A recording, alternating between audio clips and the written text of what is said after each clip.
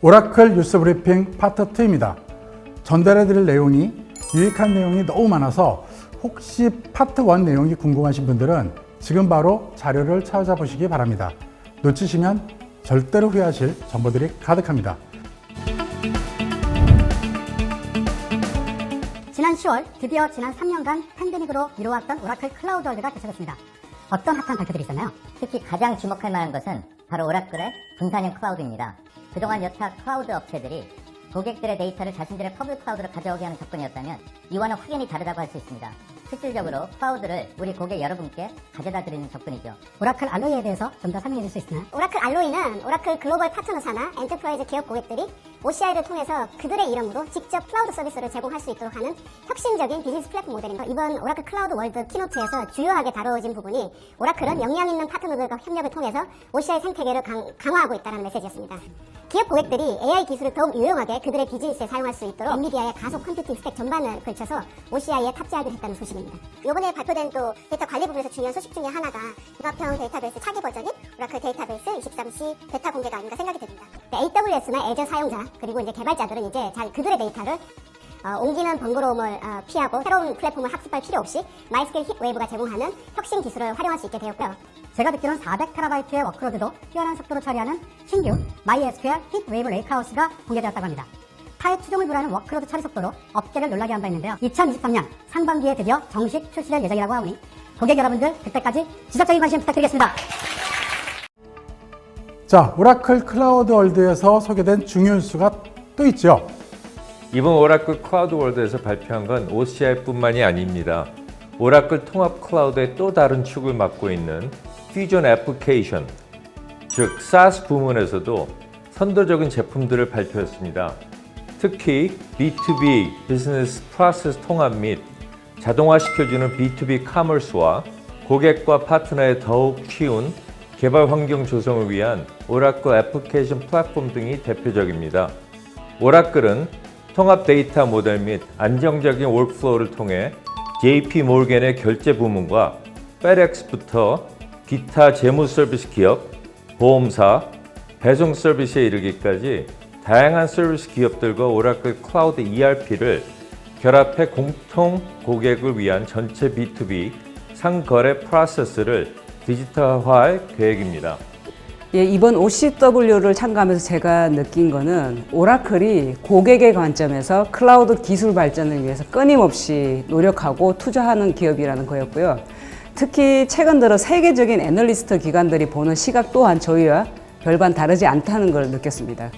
최근 가트너에서 발표한 2022 가트너 매직 쿼드런트 클라우드 인프라스트럭처 플랫폼 서비스 부분, 즉 CIPS 부분에서 오라클이 비저너리 기업으로 평가되었다는 소식인데요. 이는 지난번 같은 조사 평가에서는 니치 플레이어 부문에 속해 있었는데 이번에 비저너리 기업 평가는 기업들의 니즈를 OCI 서비스에 대폭 반영하고 멀티 클라우드 환경 구축에 힘선 점을 인정받은 중요한 모멘텀이라고 할 수 있겠습니다.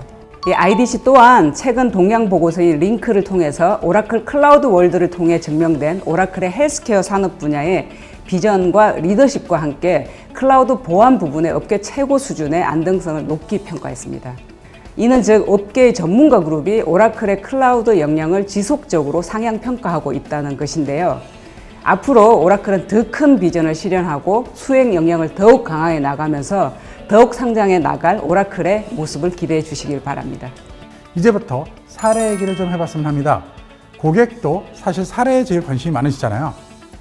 최근 오라클은 세계 최대 금융 서비스 기업 중 하나인 HSBC에 오라클 엑사데이터 클라우드 앳 커스터머 모델을 제공을 했습니다. 이를 통해서 HSBC는 은행권의 디지털 혁신을 더욱 가속화한 바 있습니다. 해당 제품을 통해서 HSBC는 자사의 데이터 센터에서 관리형 인프라스트럭처를 서비스 형식으로 클라우드 플랫폼을 이용할 수 있게 되었습니다.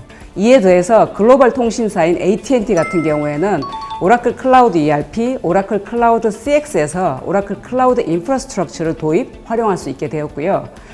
또한 일본의 자동차 제조 기업인 스바루 같은 경우에는 안정성, 주행 성능 향상을 위해서 시뮬레이션과 3D 시각화 업무를 OCI로 이전해서 디지털 전환에 박차를 가하고 있습니다.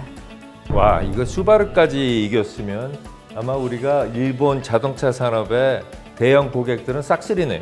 네, 맞습니다. 그 포춘 500대 기업뿐만 아니고 저는 마이넷 같은 좀 게임사 사례도 좀 말씀드리고 싶은데요. 마이넷은 이번에 OCW에서 엑설런스 어워드를 받은 고객사이기도 합니다. 그 마이넷은 오랫동안 사랑받는 게임인데 단독으로 운영하기에는 조금 수익성이 나지 않는 그런 게임 타이틀의 IP를 인수해서 멀티클라우드 환경화해서 수익성을 극대화하는 그런 사업 모델을 가지고 있는데요.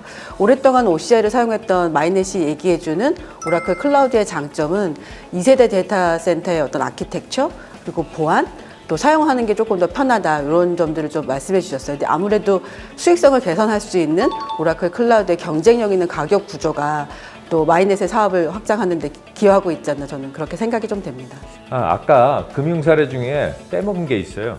도이치뱅크는 기존 오라클 DB를 오라클 엑사데이터 클라우드 커스터머 엑사CC로 전환했어요.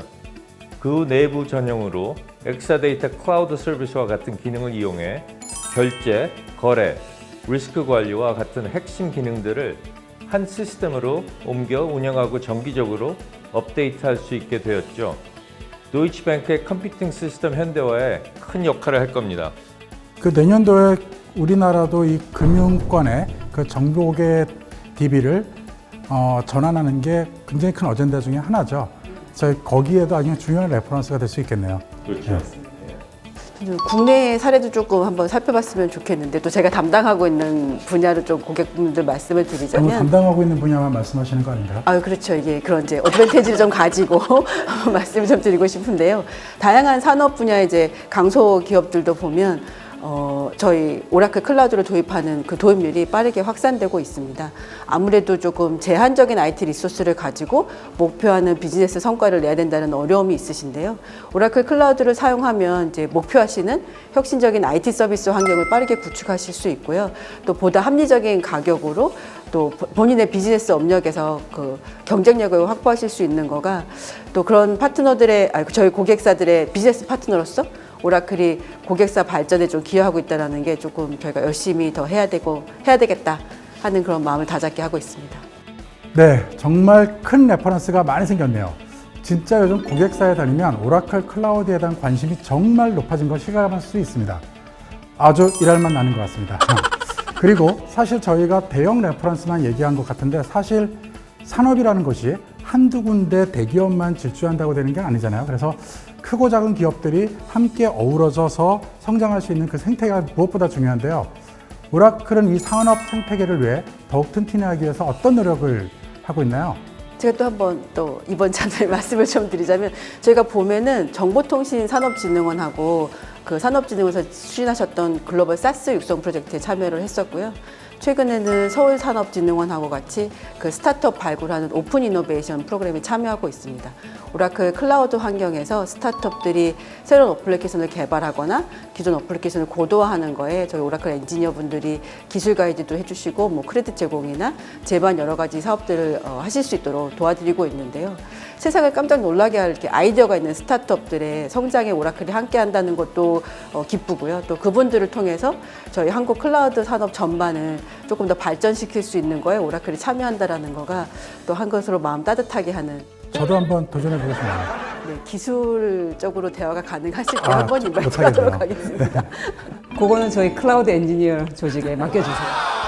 저희가 그렇게 사회에 기여하는 역할도 하고 있다는 얘기를 들으니 갑자기 생각이 났는데 요번에 레리 앨리슨이 발표한 내용 중에 오라클이 아시겠지만 글로벌 의료 서비스 회사인 써널을 인수했어요. 써널 인수해서 오라클 클라우드와 접목시켜서 정말 그 사람들의 의료 서비스 퀄리티를 높이겠다 이런 발표를 했는데 오라클 하면 사람들이 이제 테크놀로지만 얘기한다고 생각하는데 오라클도 이렇게 사회공헌하는 이런 역할을 하는구나 라는 거를 들으니까 굉장히 좀 뿌듯함을 좀 느꼈었습니다. 와, 시간만 허락한다면 하루 종일 이야기를 할 수 있을 것 같아요. 유난히 풍성한 뉴스거리로 가득했던 시간이었습니다.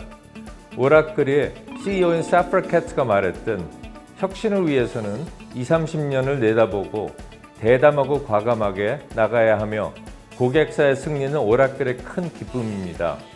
오라클은 고객 여러분들의 도전 과제를 함께 헤쳐나갈 방안과 해결책을 위해 더 많이 고민하고 과감한 혁신을 이루어 가겠습니다. 감사합니다.